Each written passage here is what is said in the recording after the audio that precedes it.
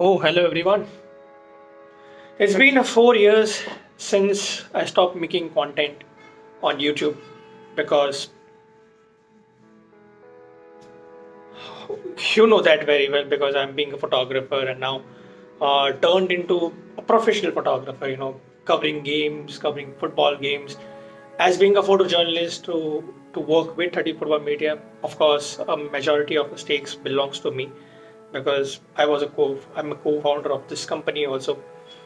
So, coming back with the content this time, and this is something going to be a very big project for me. So this time, I'm going to cover the SAFF Women Championship 2026 here in Goa. I'm here in Goa to talk about the tournament preview of this edition at Goa. This is Shivam Sharma, and you're watching 30 Football Media presents Football Charcha, associate partner, Florentine Bar and Restaurant, Saligao. So, the SAFF Women Championship gets underway on Monday, on 25th of May 2026 at Pandit Jawaharlal Nehru Stadium, Fatorda, Goa. Before that, the participating team, who are they? Group A, Nepal, Bhutan, and Sri Lanka. Group B, India, Bangladesh, and Maldives. A very competitive one, I think. Pretty much sure it's going to be Group B is going to be the hell of a thing because India will be playing against Bangladesh in the last group stage. Two groups, three teams in each group. Whoever tops in top two will go into the semi-final, which we played on 3rd June, and the final will be played at 6th June. So, let's get back. Let's go back to the history of the SAFF, where it happens. The SAFF Women's Football Championship started in 2010, where the India have won the inaugural edition. In fact, India have lifted for 5 times the most number in the South Asian football by, I think, the men's also, the women's also. Women's have lifted 5 trophies there: 2010, 2012, 2014, 2016, and 2019. 2019 was the last one where India have lifted that trophy. However, they eventually lost semi-finals, one against Bangladesh and another one against Nepal, which what happened in Nepal. So these are the things. And Goa is all set to host the SAFF tournament following a 1999 SAFF Men's Championship. So I think India will be hosting, Goa will be hosting their second tournament, the SAFF, after 1999. Yes, of course. And India going to host after 10 years, which was hosted in Siliguri in West Bengal. And let's talk about the host first, because India. So India is all the Blue Tigers, I would say. They are pretty much not too much prepared, I would say, but they have their preparation, like 3-4 days of preparation. They have a preliminary squad which has been announced it. So let's talk about India also. India is the highest ranked side in the tournament, which is the 69. So Blue Tigers, the squad have been announced. 23 members of squad. The girls member squad has been announced by Crispin Chetri. Just the tournament has to begin. So, of course, the squad. There are some omissions, some additions also. So they are competing in the Group B. India will kick off their tournament tomorrow against Maldives at 7:30, followed by the match against Bangladesh after 6 days, which is on 31st May at 7:30. So I think they will be in a very, very important position to go for it. The players to watch out for, I think, from India, I would say Panthoi Chanu is a goalkeeper. She is to be looking into it. A defender, Nirmala Devi, Sarita, Sarita Yuman, I think Thoi Saba Chanu, Ranjana Chanu, and midfielder, I would say Abeka Singh, Jashoda, Sanfida Nongrum from Garwal, Sangeeta Pasfore. Sangeeta haven't played too much of IWL actually. So that will be critical to watch how she can perform. Shilki Devi is there. Avika Singh is obviously there. She had played in a Denmark league. So Navestragaard, if I'm not wrong. Like so many names I forgot it actually because of those are the very names to look into it. So in the forward, I would look forward Manisha Kalyan. I hope she will be coming back in the semi-final, so she will miss out the group stage. But apart from that, Pyari Zaza will be a player to watch. Linda Kom, Soumya Gugloth from East Bengal, Karishma Shirvokar will be there in the group. The head coach will be the Crispin Chetri, assistant coach Sujata Kar and Nivedita Ramados. Amazing to look forward. I think I'm pretty much excited. But what is my prediction? I would say this team will go into the semi-final until you're facing Nepal. But I would go maybe a final. Let's hope they can make it final and make it to be a champion. That's the only thing I'm looking forward for the Blue Tigers. That's the only hope that they can win their 6th title in this occasion. Let's talk about the Bangladesh team, a defending champion. They have been winning 2 consecutive SAFF Women Championship this time, 2022, 2024. They beat India, they beat Nepal in 2 consecutive finals. My goodness, I mean, and the team is looking so brilliant. I mean, the head coach is Peter Butler from England. Amazing team. Looking forward. The team looks in a very good in defense, but in a general, you would say if you give them a sniff of that, they will counter attack you. They will attack you like that. Never been like before. So I think this is the team which is going to be looking to go for a hat trick, and hat tricks of win. Certainly you talk about the hat tricks of this SAFF championship. I think India did it actually, but can Bangladesh will do? They become a second team. We'll have to find the squad which I'm looking for. The players whom I'm looking for. I think especially there are 2 players. I think 3 players to watch out. I'm pretty much sure. If it's like Rupna Chakma.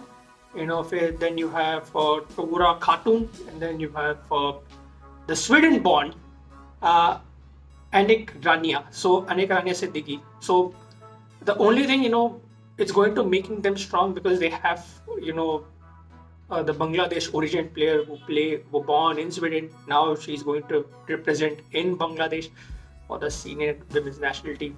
So that gives us a thought that India should also we have Ryan Williams in the men's team, but can we have a women's team? We'll have to find out. But I think that's a very players to watch. I'm looking forward for this action. The squad looks good. The defense is good. The midfield is attacking is to tone up.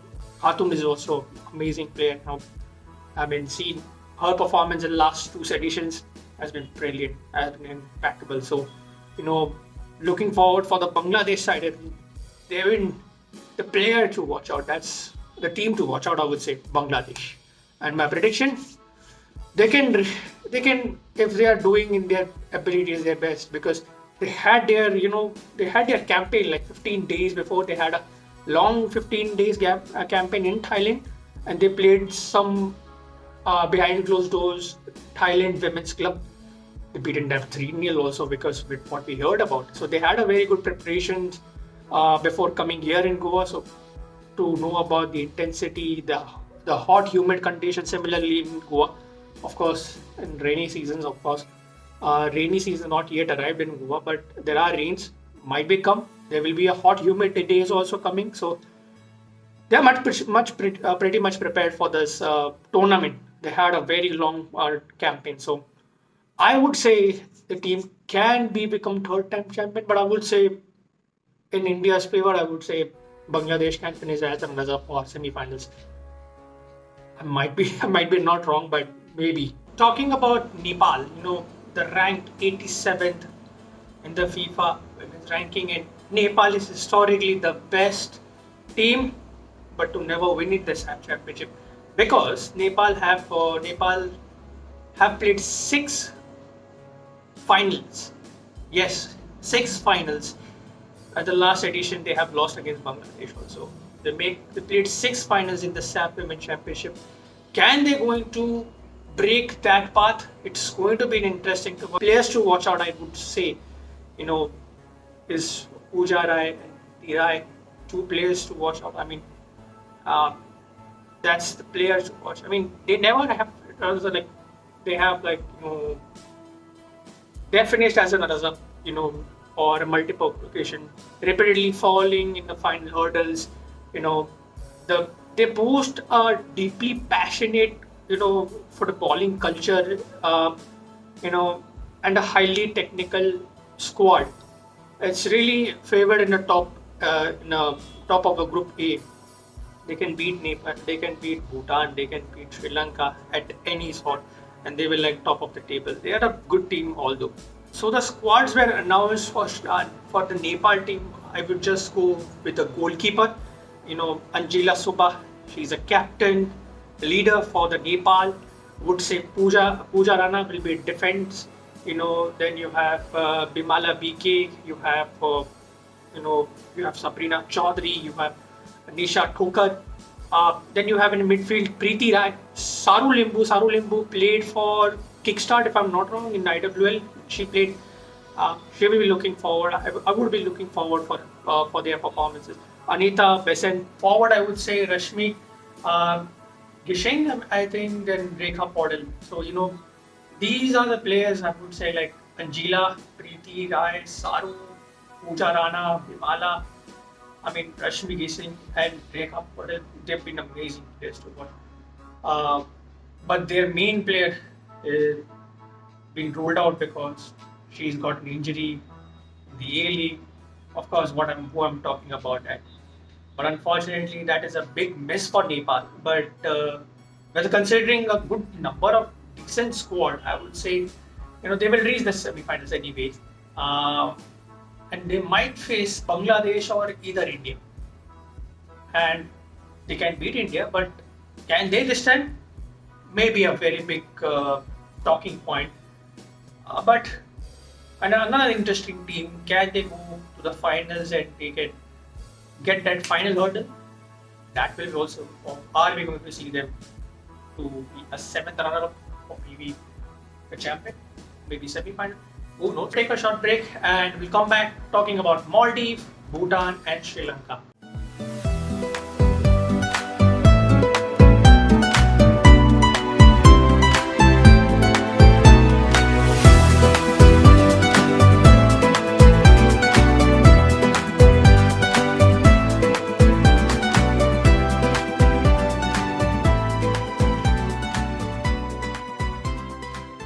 Let's talk about Maldives. The rank 167th, Maldives do the shortest draw possible in landing in the Group B alongside with India and Bangladesh. And they might be getting knocked out from the tournament, but their primary objective will be a damage control. As simple as that. They physically, employ a low block defense, strategy relying on the sheer number of behind the ball to frustrate superior superior attacking sides. They can do that actually, because they will be spent most of the rest of the time to save their goals, to defending their goal, and center backs. Maybe a busiest one I would say, for the Maldives, but players on the pitch. Success for Maldives won't be measured with the win. I would say their ability to hold off heavy score lines. That's the only thing. And India and Bangladesh will get, they are going and thumping to get a thumping victory against Maldives.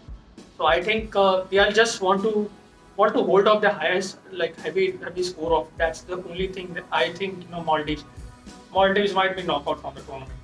So that's I would say. Talking about Bhutan, the rank is 164th. Bhutan has showed a steady, the incremental improvement in the women's football.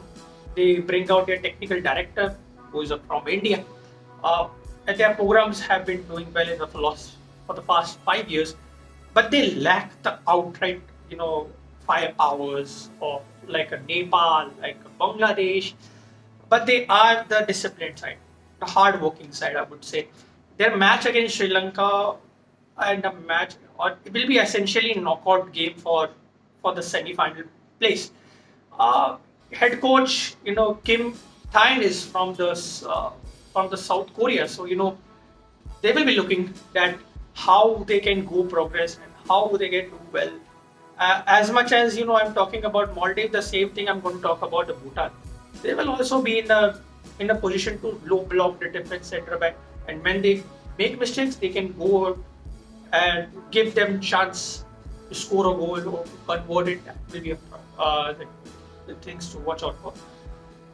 The players to watch out, I would say, Pema Shiring. She is the confirmed captain, the heartbeat of the Bhutanese women's football. Her leadership in the midfield will decide, their tempo, defensive shape, and transition play. I would say the team will be led by a 29-year-old, Prema. I mean, she has been a part of the national side from since 2019. Yeah, and she had captain sided it in 2020. So she had a very long, good experience to play for the Bhutan. They have some young players to watch out for. I would say Priya Galik she's a 19-year-old girl, and she had an experienced youth level for represent for Bhutan in under 14 to under 20 for the past 5 years. Pooja Rai, 22 years old. I mean, making her senior debut, I think, and she's been 5 years domestic experience. She bringing out for. So I think Bhutan, where they will finish, might be get knocked out from Nepal, and but I'm not think about to get knocked out. I think Bhutan can make it if they can face against Sri Lanka. Sri Lanka, the ranked 162 side. Sri Lanka is looking for results, rebuild. They haven't been active much about the women's football in Sri Lanka as far as their developments of their football thing is concerned. But Sri Lanka, their women's program has faced structural domestic challenges in the recent years. The tournament this tournament will give them an opportunity to gain some vital minutes, international minutes, I would say, to attempt to secure the coveted second spot in this group. But it will be a very tough challenge actually.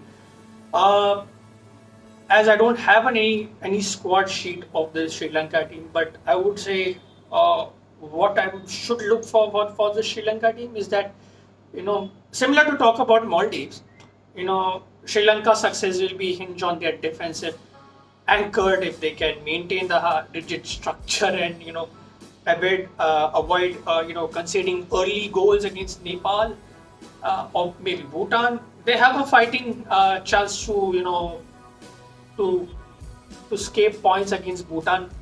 More probably that will be a very big game to watch. Against Bhutan will be a bigger one. Nepal, they can easily get dismantled. I hope it should not be a bigger scoreline, but in reality, it can be a bigger scoreline because in SAFF Women's Championship, average goal conceded by the teams who are having a low rank is about 5 to 6 goals. I mean, imagine, the kind of goals they have conceded is like a basic thing. When I saw the Nepal last season, watching on the TV on YouTube, so I see, one thing. And the other team which have been missing out this tournament is Pakistan because of the geopolitical tensions. So that's why they are not participating. So here are the talks about the 6 teams which are going to participate in tomorrow's SAFF Women's Championship 2026 at Goa. If you like the video, please like, share and subscribe this channel. Like this video, share this video with your friends who love to watch football, who are into women's football in general or South Asian football. If you're watching not only from India, but if you're watching from Bangladesh, if you're watching Nepal, if you're watching from Bhutan, Sri Lanka, and Maldives, you're most welcome, guys. If you're new in this channel, please subscribe to the channel as well, because as we are growing and we'll be talking about the match reports after the match gets over. We'll be posting on the next day. So this also coming on the next day. So till then, see you on the next episode.